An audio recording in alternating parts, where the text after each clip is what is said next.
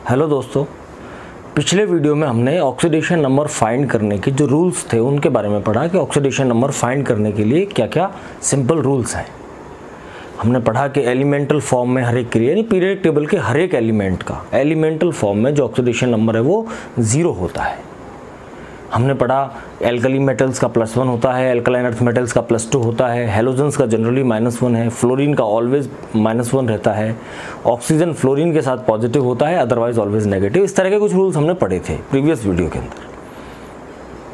हमने कुछ simple examples भी पढ़े थे। तो आज की वीडियो में हम वो सारे एडवांस लेवल के एग्जाम्पल्स सॉल्व करके देखेंगे जो अलग अलग तरह के एग्जामिनेशंस के अंदर पॉसिबल होते हैं। वो सारे एग्जाम्पल्स जिनमें एक्सेप्शनल कंडीशंस बनती हैं, जिनमें जो अपना कैलकुलेटेड निकल करके आता है ऑक्सीडेशन नंबर, वो आंसर नहीं होता है, आंसर और कुछ होता है। और जो इस तरह की स्थितियां बनती हैं वो बनती हैं मेनली पेरोक्साइड की प्रेजेंस की वजह से। तो उस तरह के कुछ एग्जांपल्स आप आज पढ़ेंगे। तो सबसे पहले देखते हैं कार्बन के बारे में। देखिए कार्बन जो है ना, इसकी ऑक्सीडेशन स्टेट -4 से +4 तक हो सकती है। कार्बन का जो ऑक्सीडेशन नंबर है वो -4 से लेकर के +4 तक हो सकता है। जैसे CCl4 के अंदर ये +4 है, CH4 के अंदर ये -4 है। मैक्सिमम और मिनिमम ऑक्सीडेशन स्टेट्स कैसे फाइंड करनी होती हैं? तो देखिए, मिनिमम ऑक्सीडेशन स्टेट ये बताती है कि उसका ऑक्टेट कंप्लीट करने के लिए कितने इलेक्ट्रॉन्स की रिक्वायरमेंट है, वो मिनिमम ऑक्सीडेशन स्टेट होती है। और उसके लास्ट शेल के अंदर टोटल इलेक्ट्रॉन्स कितने हैं, वो मैक्सिमम ऑक्सीडेशन स्टेट होती है। तो बात करें कार्बन वाले ग्रुप की 14th की, ऑक्टेट कंप्लीशन के लिए 4 रिक्वायर्ड हैं, तो उसकी मिनिमम ऑक्सीडेशन स्टेट -4 हो गई। और लास्ट सेल के अंदर भी 4 इलेक्ट्रॉन है तो मैक्सिमम +4 हो गई। 15th ग्रुप, लास्ट शेल के अंदर 5 इलेक्ट्रॉन है तो मैक्सिमम +5 हुई। और ऑक्टेट कंप्लीशन के लिए 3 रिक्वायर्ड है तो जो आपकी मिनिमम है वो -3 होगी। 16th ग्रुप पे पहुंचे, लास्ट शेल के अंदर 6 इलेक्ट्रॉन्स हैं, 2 electrons are required for completion of octet, that's why minimum oxidation state is -2। जबकि लास्ट शेल में 6 इलेक्ट्रॉन है तो मैक्सिमम जो होगी वो +6 होगी। हेलोजन्स जो हैं, उन हेलोजन्स में ऑक्टेट कंप्लीशन के लिए सिंगल इलेक्ट्रॉन रिक्वायर्ड है तो उनकी मिनिमम -1 रहती है और मैक्सिमम पहुंचेगी उनकी +7 तक। क्यों? क्योंकि लास्ट शेल के अंदर 7 इलेक्ट्रॉन्स हैं। तो जो मिनिमम और मैक्सिमम ऑक्सीडेशन स्टेट्स होती हैं किसी भी एलिमेंट के लिए, वो इस चीज़ पर डिपेंड करती हैं कि उस एलिमेंट के आउटर मोस्ट शेल में, अल्टीमेट शेल में कितने इलेक्ट्रॉन्स प्रेजेंट हैं।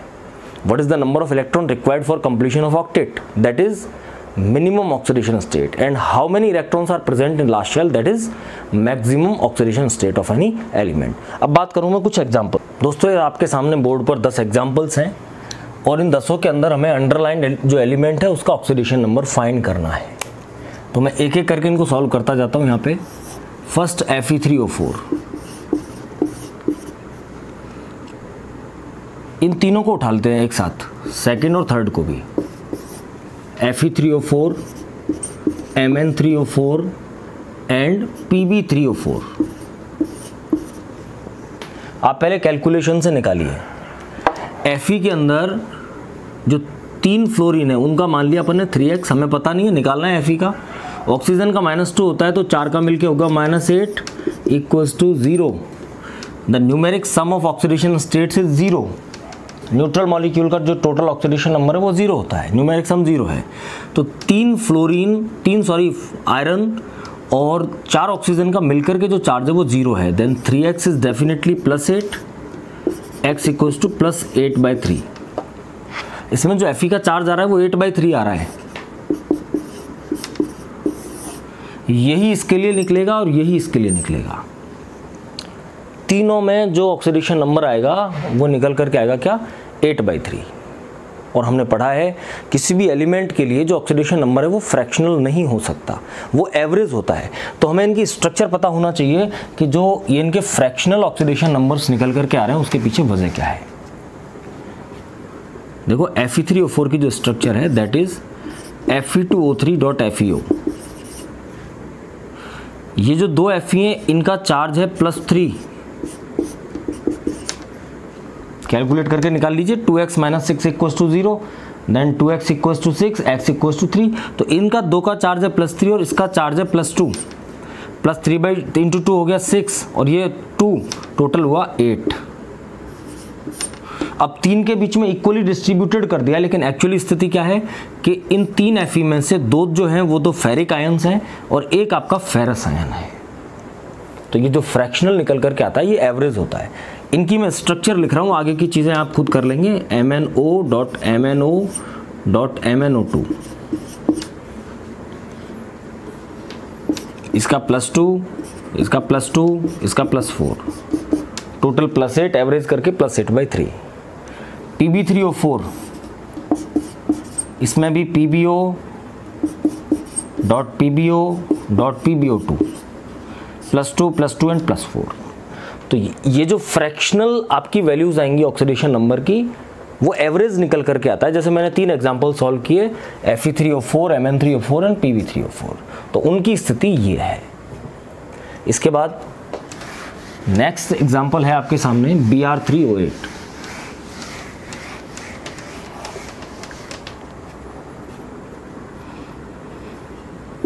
Br3O8 के अंदर आप जब चार्ज निकालेंगे तो Br लेस इलेक्ट्रोनेगेटिव है ऑक्सीजन से, तो ऑक्सीजन के सामने इस पर पॉजिटिव चार्ज आना है। 3x माइनस 8 2 जार 16, तो 8 ऑक्सीजन का मिलके -16 हुआ, equals to 0। 3x equals to 16, then x equals to 16/3। Fractional आ रहा है, मतलब एवरेज है। अब वो एवरेज कैसे निकल करके आता है, ये इसकी स्ट्रक्चर से क्लियर होगा। इसमें 3 Br हैं, जो दोनों टर्मिनल ब्रोमीन हैं उनसे 3 ऑक्सीजन जुड़ रहे हैं, -2 -2 -2। तो इस Br का चार्ज है +6, इस पर भी 3 ऑक्सीजन जुड़ रहे हैं, ऑक्साइड -2 -2 एंड -2। तो इस Br का चार्ज भी है +6 और इससे जुड़े रहते हैं 2 ऑक्सीजन, तो इस वाले Br का चार्ज है +4। तो उसके अंदर 2 ब्रोमीन पे +6 चार्ज है और एक पर +4 है। ये स्थिति है किसकी, Br3O8 की। एग्जाम्पल लेते हैं Na2O2। हमने पढ़ा है सोडियम जो है उस पर हमेशा इसमें ऑक्सीजन का निकालना है। सोडियम पर हमेशा +1 आता है, तो 2 सोडियम पे +2 आएगा। ऑक्सीजन का निकालना है, 2 ऑक्सीजन है, 2x इक्वल्स टू 0। 2 सोडियम का +2, ऑक्सीजन का हमें निकालना है, तो 2x मान लिया, 2 ऑक्सीजन है इसके लिए, equals to 0। Then 2x equals to -2, x equals to -1। और यहाँ ऑक्सीजन पर -1 चार्ज आ रहा है, इसका मतलब ये क्या है, इसका मतलब ये पेरोक्साइड है। जहाँ ऑक्सीजन पर -1 चार्ज होता है दैट इज पेरोक्साइड। इसके बाद Na2O2 के बाद अगले एग्जाम्पल्स पे पहुँचते हैं।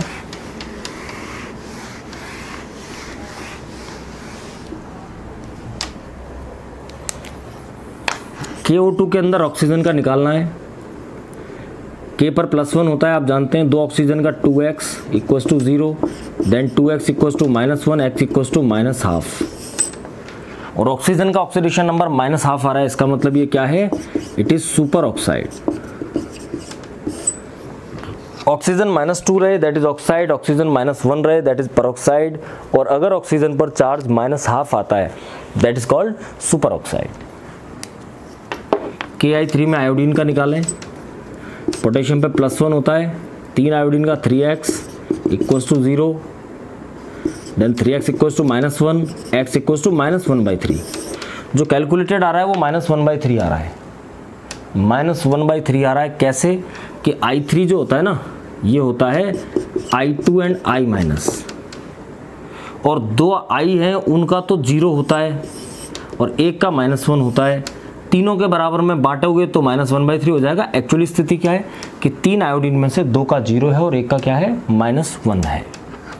Cl2 के अंदर आप आसानी से निकाल लेंगे, ऑक्सीजन पे -2 है, 2 Cl का 2x हो गया, 2x -2 equals to 0, then 2x equals to +2, x equals to 2/2। Cl2 के अंदर जो क्लोरीन का ऑक्सीडेशन नंबर है दैट इज +1, तो ये यहाँ पे इस तरह से निकलेगा। इसके बाद NH4NO3 अमोनियम नाइट्रेट, और दूसरा ये हाइड्रोजीनियम सल्फेट। डस्टर किधर है, हाइड्रोजीनियम सल्फेट।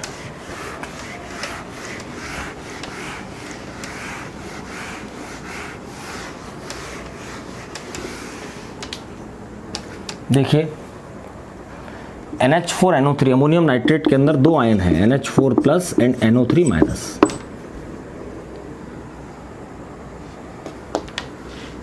इस वाले में नाइट्रोजन का निकालें, दोनों नाइट्रोजन का पूछा गया है। X 4 हाइड्रोजन पे मिलके +4 हो गया, equals to +1, then X equals to -3। इस वाले नाइट्रोजन का जो है वो -3 है, मैक्सिमम वो मिनिमम ऑक्सीडेशन नंबर है नाइट्रोजन का। और NO3 माइनस के अंदर निकालें X 3 ऑक्सीजन का -6 equals to -1, then X equals to +5। ये मैक्सिमम ऑक्सीडेशन नंबर है नाइट्रोजन का। तो अमोनियम नाइट्रेट के अंदर अमोनियम वाले नाइट्रोजन का -3 है और नाइट्रेट वाले का +5 है। तो इसमें 2 नाइट्रोजन का पूछा जाए तो आपका आंसर -3 एंड +5 होगा। एवरेज आप निकालेंगे तो एवरेज तो आप इससे निकाल सकते हैं। इसके अंदर देखें N2H5 प्लस होता है और SO4 2- होता है। निकाल लेंगे 2 नाइट्रोजन का 2x, हाइड्रोजन पे प्लस आता है +5 equals to +1, then 2x equals to -4, x equals to -2। इस वाले नाइट्रोजन का जो चार्ज है वो -2 निकलेगा। और सल्फेट में सल्फर का निकाल लें, x 4 ऑक्सीजन का -8 equals to -2, then x equals to +6। तो यहाँ पर नाइट्रोजन का जो है वो -2 है और सल्फेट में सल्फर का जो है वो क्या है, +6 है। इस तरह से आप इनके ऑक्सीडेशन नंबर्स फाइंड कर सकते हैं। ये बात हुई इनिशियल 10 एग्जाम्पल की। इसके बाद के कुछ एग्जाम्पल्स और हैं, इनको फाइंड करने का तरीका वो मैं आपको बता दूंगा, स्ट्रक्चर्स बता दूंगा, 1-2 एग्जाम्पल्स करा दूंगा, बाकी आप करके देखें। और जो आपसे ना हो आप प्लीज़ कमेंट्स में पूछें, बहुत अच्छा लगेगा बताने में। दोस्तों उनके बाद के कुछ एग्जाम्पल्स आपके सामने हैं। इनके अंदर हम जो अंडरलाइंड एलिमेंट हैं उनका ऑक्सीडेशन नंबर फाइंड करेंगे, सभी का फाइंड कर लेंगे कुछ एक के अंदर। आप देखते जाएं, यहाँ जैसे मेनली इनमें सल्फ़र का निकालना है, इसमें सबका निकालेंगे, या क्रोमियम का, या कार्बन का, या सल्फ़र का, या सल्फ़र का, या सल्फ़र, या सल्फ़र, इस तरह से। तो देखो भाई COCl2, इसके अंदर आप हर एक एलिमेंट का देखें, मैं एक एक करके स्ट्रक्चर बना रहा हूँ। पहला COCl2, कार्बन से ये सब इलेक्ट्रोनेगेटिव ज़्यादा है, O पे -2 आएगा, Cl पे -1, Cl पे -1, तो कार्बन का चार्ज क्या आएगा इसके अंदर, +4। दूसरा CaOCl2,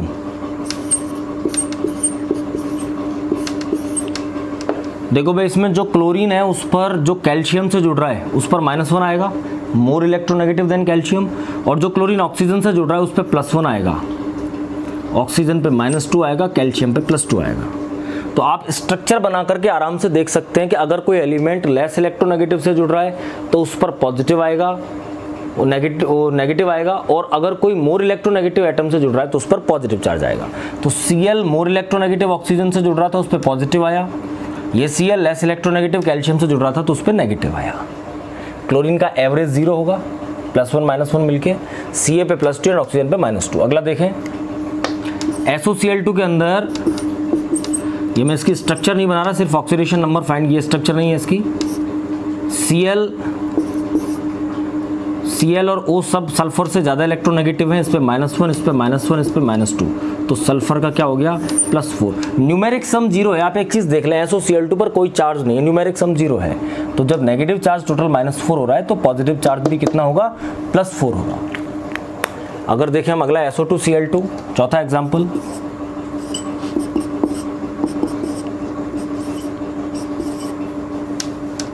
तो देखिए सल्फर से ये सब ज़्यादा इलेक्ट्रोनेगेटिव है, -1 -1 -2 टोटल नेगेटिव -6 हुआ। न्यूट्रलाइज करने के लिए अंडरस्टूड है सल्फर पर क्या होगा, +6 होगा। इसमें सबका निकाल लिया आपने, इसमें निकाल लिया, इसमें सल्फर का, इसमें सल्फर का। H2SO4 के अंदर सल्फर का क्या है, ये निकालेंगे, SO2Cl2 हो गया। H2SO4 देखते हैं, 5वां,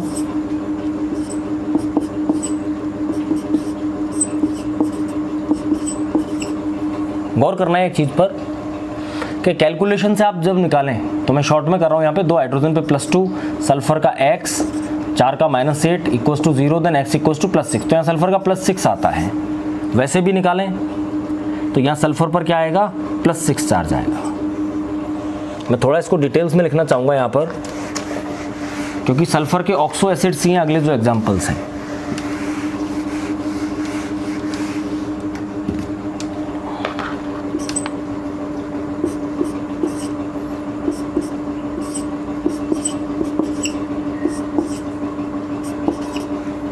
दोनों हाइड्रोजन पे +1, -2, -2, -2, -2, -8 +2 न्यूट्रलाइज करने के लिए सल्फर का +6 आएगा।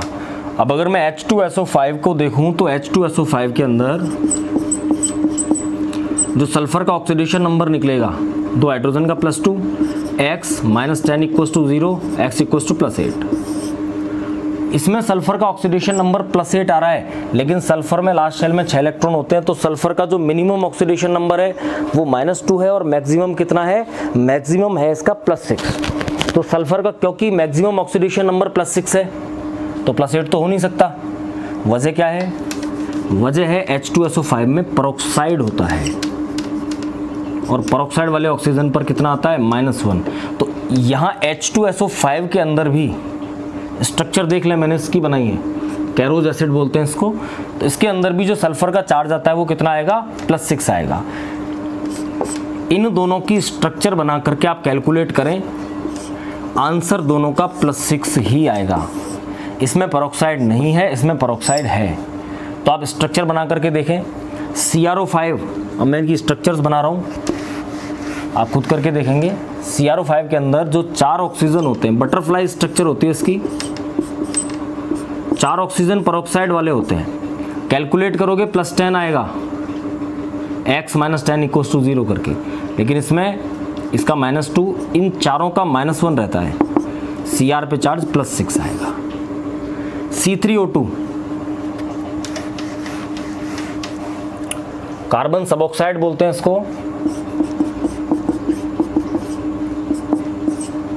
-2 जो कार्बन ऑक्सीजन से जुड़ रहे हैं उन दोनों पर +2, बीच वाले पर 0। एवरेज भी निकाल सकते हैं और आपके किसी पर्टिकुलर कार्बन एटम जो है उसका भी ऑक्सीडेशन नंबर यहाँ से आप फाइंड कर सकते हैं। तो ये बात हुई इन दो एग्जांपल्स की। Na2S2O3,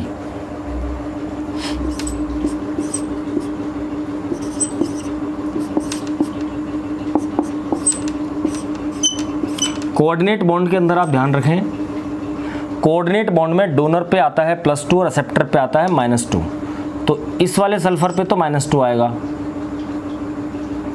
इस पे -2, इस पे +1, इस पे -2, इस पे +1 और इस पे -2। तो नेगेटिव चार्ज कितना हुआ, -2, 2, 2 and 2 8 और पॉजिटिव हुआ +2, 8 + 2 और यानी कि -8 है, +2 है, तो नेगेटिव का 6 एक्स्ट्रा हो रहा है इसके अंदर। तो सल्फर पर जो चार्ज निकलेगा इस सेंट्रल सल्फर पर, वो न्यूट्रल करने के लिए कितना चाहिए, कैलकुलेट कर लें।